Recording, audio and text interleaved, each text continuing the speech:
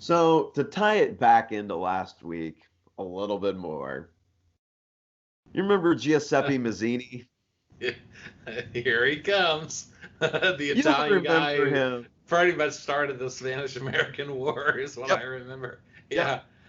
Yeah, You'll also remember him as our boy Albert Pike's world domination pen pal Mason in America. He was, they wrote those letters, and yep, they described in 1870 World War One and World War Two and the Bolshevik Revolution in Russia. And these are real documents. yep. Yeah. So, as you'll remember, Mazzini was a 33rd degree Freemason, a British intelligence agent, a revolutionary terrorist, and we didn't get into all this. He was the founder of Young Europe and Young Italy. Yeah, no, we did talk about that a little bit, Yeah. which was a network of revolutionary groups designed to cause chaos around the world, which eventually grew to include Young America, Young Russia, Young Bosnia, Young Turks, and B'nai B'rith. I think I said that right. Uh, do you think the Young Turks, like the YouTube channel, I is it knows what they're saying? I don't know that I thought about that when I read that, and I'm not sure. Their main guy is Cenk Uber, and Cenk Cenk, and the thing with Turkish is it's C sound like J, so I think he is Turkish. Then I would assume he probably knows what that is. He would have to be. I mean, he's a pretty smart guy. He'd have to be aware of what he's naming his show after. So I don't know how to take that. Process that as you will. Okay.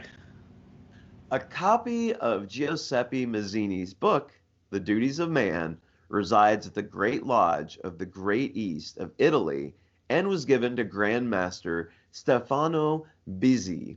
Mazzini had understood that Freemasonry was a powerful lever which led to revolutionize the with which to revolutionize the world. So while he was attending Genoa University, Mazzini became a 33rd degree Mason and joined a secret organization known as the Carbonari. Carbonari, as they describe themselves in 1818, is, quote, our final aim is that Voltaire and of the French Revolution, the complete annihilation of Catholicism and ultimately all Christianity. All right. There we go. This is our boy. He's in with them. He's a Mason as well as these Carbonaris. Uh, it should be noted that Mazzini came from a Calvinist, preordained, Chosenite God people sect, the Jansenites. Sorry. So this particular group of supremacists held to a warped belief in oh God, Efficacious grace. thank you. I'm like, I know how to say it, but it's not coming out. Which stressed that only a certain portion of humanity were predestined to be saved and go to heaven. That's a John. That's a Calvinist idea. Yes, It's kind of gross. and that's what Calvinists believe. This is a more, um, I don't know, they're even stricter about it, I Yeah, guess. it basically says you don't have free will. Like some people are created to be destroyed. But I'm not sure what the Gentius necessarily believe that's more specific within Calvinist beliefs. They are Calvinists, but they call themselves this other thing. Well, So it's a philosophical, yeah, yeah, it's a view, I theory guess. of predestination. Man was either saved or damned according to God's own will, regardless of his merits or demerits. Right. Mazzini wrote to David Stern, quote, I am not a Christian. And he's basically not if he believes that. I mean, what he's Yes. saying is that you can't. There's no such thing as accepting Jesus Christ as your savior to be saved. You're screwed no matter what you do. And He's yeah. it's an interesting set of beliefs. I know some people that are Calvinists. Yeah, well, I mean, Calvinism is basically that extreme, but this seems like Calvinism on steroids, Yes. basically. Because Calvinists will say, well, if you never, anyone who accepts them was predestined to accept them, and anyone who didn't was predestined not to. This person is saying, like, even if you do accept him, you might be sent to hell, basically. So That's yeah. yeah. And so obviously Mazzini thinks him and his family, his ilk, are in. Oddly though, his father, Giacomo Mazzini, was a Jacobin though. In 1831, Mazzini was exiled to France, where he founded the Young Societies movement, which included the Young Italy, Young England, etc. Huh. This group united those who wanted to achieve unification through force. So Workers Adam, of the world unite. yep, Yeah, this is your early college socialist movements. basically, kind of, but very, very radical and willing to start some wars and just they're all out. So after Adam Weishaupt, the founder of the Illuminati, ended up dying in November in 1830, Mazzini ended up being appointed as the organization's head in 1834 instead of Johann Baudet, who was, if you remember back, was originally like primed to get it. I'm not sure that could have been its own kind of spin-off thing into what happened there. And we would have to go into who Johann Baudet is. And anyway, what really matters is Giuseppe Mazzini, who was Albert Pike's pen pal, is now the head of it all in Europe. Huh. So Mazzini then moves to England in 1837 and spends 11 years before returning to Italy in 1848 to lead the revolution there against the Austrians. And again, after that, he was exiled. Lord Broman called Mazzini the head of the assassination department in Rome. So England was, in Mazzini's own words, quote, my real home, if I have any.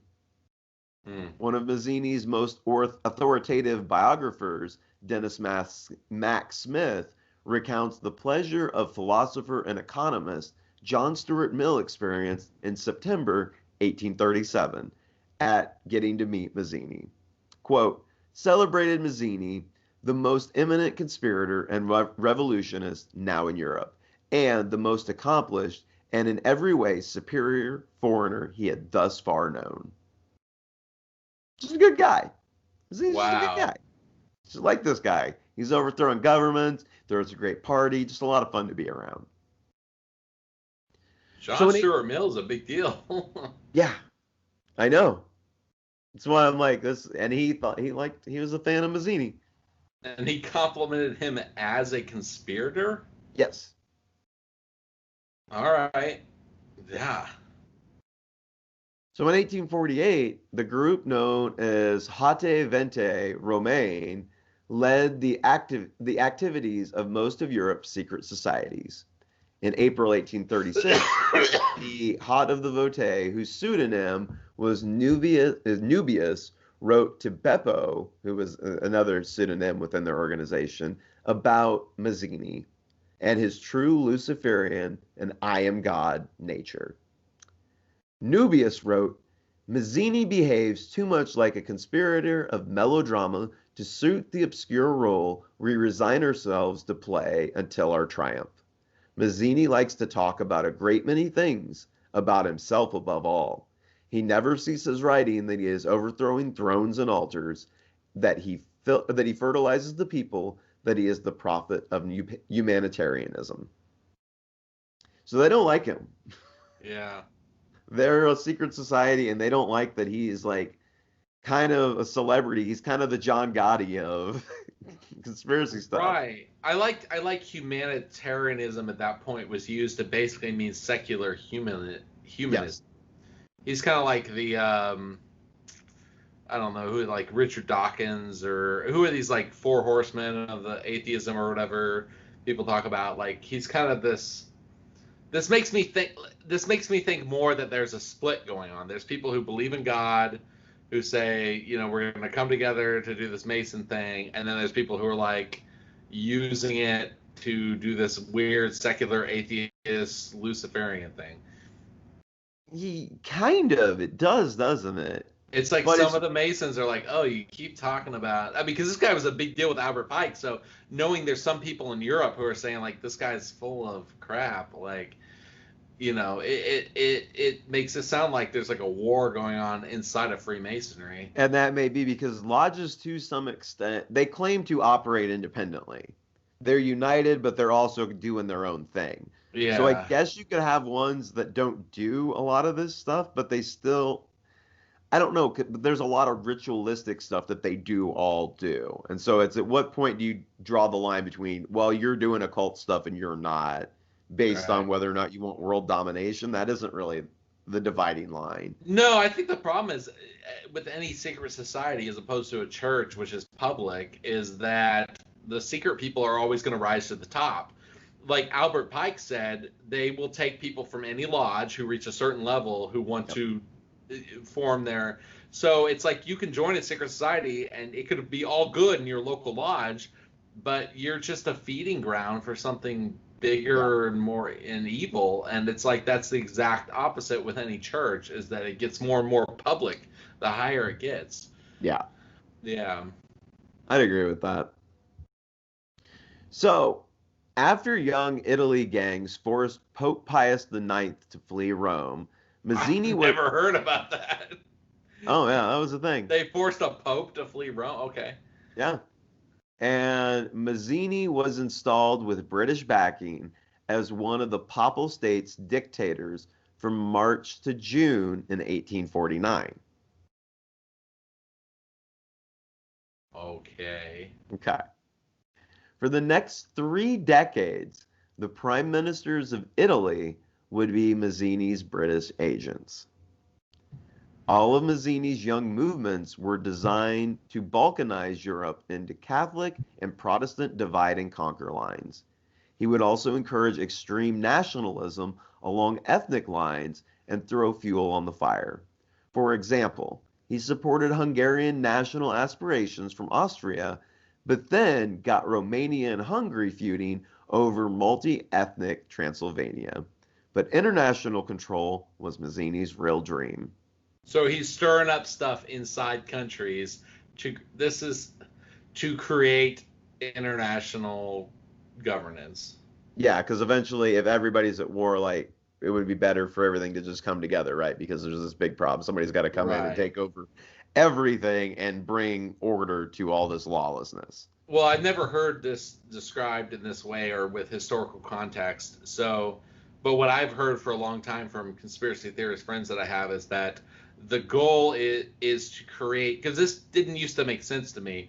The goal is to create as much conflict among people, race, religion, ideology inside of a country so that the only thing anyone has in common is the most baseline, we're all people, we all like knowledge, we all like, and then you use that, you create this conflict to make us all base. We like sex, we like drugs, we like to feel good, we like, you know what I mean? Like you Yeah, create like the most baseline humanity by making everyone fight against each other. So, yeah. Now, the Young America version of Mazzini's New World Order view pushed free trade, internationalism, manifest destiny, and American exceptionalism, imperialism, and an early iteration of neoliberalism. This was called the Market Revolution. yep, that's a historical event. Yep. Yeah, and Charles, we're still under this, by the way. yes. Oh, yeah. The defining, that's part of the reason. Never mind. Keep going on. Charles Greer Sellers, a leading historian of the market revolution, portrays it as a highly negative development that marked the triumph of capitalism over democracy. It was led by Stephen Douglas, James K. Polk, Franklin Pierce, and the New York Rothschild financier and manipulator August Belmont.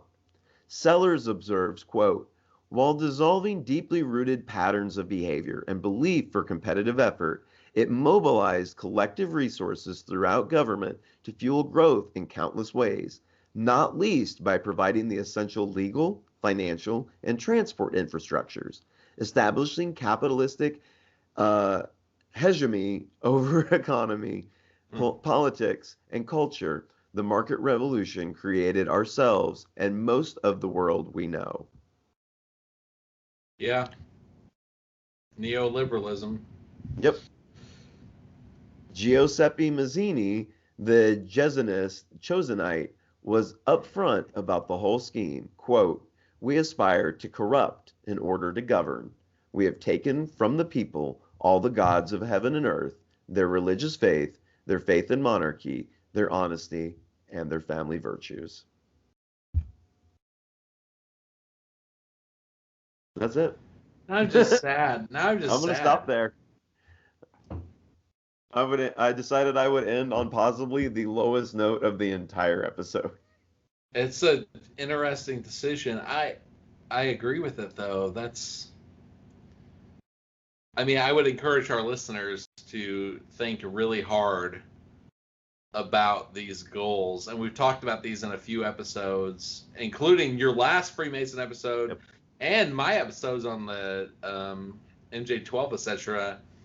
That whatever the secret group is, they aspire to, quote, corrupt to govern, take from the people all the gods of heaven and earth and their faith, and to corrupt honesty and family virtues. I mean, how could you look at the world the way it is right now and not think that whether or not they did it, this is what happened? I'm assuming they have a mission accomplished banner on some sort of an aircraft carrier somewhere. Oh, yeah. And Yeah. they mean it. They And mean they it. mean it. I mean, oh my gosh. But also, it's so funny. So those were his own words, right? I mean, that's a historic source that you were using. Yep. So they act like if you join, you got to believe in the supreme creator and all this stuff, but they really just want to destruct. It's Satanism. Yeah, I believe that quote is actually from his book. Yeah, it's Satanism. They literally believe that. Because much like Albert Pike, he was pretty upfront in his writing about like what he thought and what he believed, and like it's very confusing how anybody could read anything either one of them did and go, "Oh, you guys definitely aren't like Satanists trying to overthrow the world." Like they were both like, "Nah, like Lucifer's awesome, also world domination." Well, I can understand it actually, having read Albert Pike's book. I can Really? understand. I can understand how people could be confused because it's very long. It's hundreds of pages. It starts out basically being like, all we believe, and he does it by the levels. So he's indoctrinating you through the levels of his books. And then the first part, it's just saying all we believe in is this. And he literally rewrites the 10 Commandments in his own language. And it's like, respect old people, obey laws, be kind. And that's chapter 1.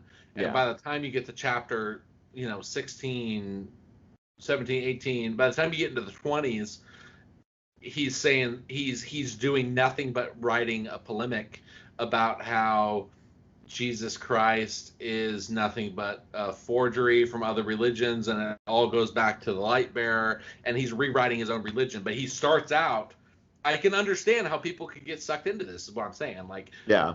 He's very smart. I think you said he spoke like 17 languages or something like that. Like, Yeah, I believe Albert Pike, it was like 16 or 17 different languages. yeah, he's a very smart guy. I could see how you can get sucked into it if you don't have a grounding. Yeah, wow. I don't know what to say, man. I'm starting to get freaked out. I might do a Freemasons episode pretty soon. I don't know. There is so much stuff on doing them, some and the reading. Illuminati too. Like at some point, I really do want to get into Knights Templar and where the Illuminati kind of springs off from.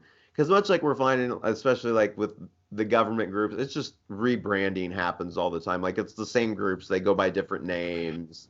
Yeah. And I think it is for this purpose to confuse people on when things started and where it's coming from and where beliefs are coming from and all that. Well, I keep going back in my own mind. I don't mean to, if I've said this a bunch of times, I'm sorry to the listeners, but I keep going back in my own mind that, for instance, this is secret history, right? It's a history of a conspiracy. Yeah. So when you look at regular history, people are always beating other people out in democratic contests or conquering this or changing this idea. All of this stuff is happening in the dark. So when you see it would only be natural because it is human history, it's a story of man, that there are different groups and stuff taking power, but because it's secret, we don't have any idea of knowing exactly when it happens or exactly what arguments were made. So yikes, dude. Even if this stopped 100 years ago, it's very disturbing what influence they might have had on history, because they have achieved their goal of basically destroying morality. Oh, spoilers too. We could move up into the last 100 years, and there's Illuminati. There's a bunch of stuff there too. I just haven't gotten to that yet. Yeah, well, I hope we get into it, in But at some episodes. point, I would like to kind of go back, because you get into the Knights Templar. That goes back to like the 1400s. Like, it's really old history at that point. But at some point, it'll be good for context to kind of understand where all these different things are kind of springing from. Right. As that kind of does, they have a lot of weird connections on a lot of different places. So, but yeah, this is where it seems like I at this point believe the Freemasons were probably just more of a social club. Maybe not just that at the point when the Illuminati took over, but I think by and large they were pretty much just a social group at that point, and then they kind of got radicalized in this revolutionary period in history where kind of everybody was getting radicalized one way or another, basically. Right. That would make sense, since Albert Pike rewrote all those things. Yeah, Whatever he rewrote probably wasn't as Luciferian. I mean, he had to have added his own ideas. Yeah. But I still think there was some occult element to what was already going on there. They were doing ritual stuff. Like, it may have not been as blatant, but I don't think it was still probably anything that would coexist with Christianity well. Right. I think I see this as something like someone who uses a Ouija board. Like, you could be a Christian and you say, oh, I want to buy a Ouija board and have fun with my friends or whatever, and it might stop there. You might do it once and that's fine, but then there might come a time where something comes in and it becomes a whole thing. Yeah. It becomes a whole belief, I'm going to believe. So I see this as kind of similar to that. Like, you have a secret society that's kind of like, we're not Catholic, we're not Christian, we're not, we're just doing our own thing. And that, like, opens a doorway for evil things to come in eventually. And then just over a couple hundred years, it's like, well, obviously you're going to become something evil over time. You can't do things in secret and disavow religion and stuff and not expect something evil to come in eventually. Yeah, I would agree with that. Yeah. So that is our part 2 on Freemasons. You're kicking butt, man. I love it. I love this. I hope this future parts, I think there probably could be. At some point, like I said, I want to do what will just be probably YouTube and Facebook content of their symbology and the weird things that Albert Pike wrote about, because a lot of it isn't just Albert Pike, but he came up with a lot of it when he wrote everything on what their symbols mean. But yeah, a lot of weird it's basically all either like satanic, occult, or sex stuff in their symbolism. That's pretty much what it's all about. Sex and the devil. Yeah, that's baseline. What's interesting is, so this episode has been about the Illuminati taking over the Freemasons. The Italian guy who wrote the letters to Albert Pike was part of the Illuminati taking over the Freemasons, which is why he wrote the news text. Yep. Yeah. Wow. I'm almost mad that these words are considered like conspiracy wrong things to say in society. I'm almost upset. It's almost mad that if you say the word Illuminati, it's like a joke. Yeah. Well, that's what they were going for. Yeah. Huh. I think they've done a good job of influencing it that way. You did a great job, man. Thank you. Oh. Yeah. Thank you all so much for listening. Like, rate, subscribe, do all the things that help us out. We appreciate it. Let us know what you think about all the new stuff we're doing, and we'll be back next week with something new. Thank you all so much. Bye. Thank you.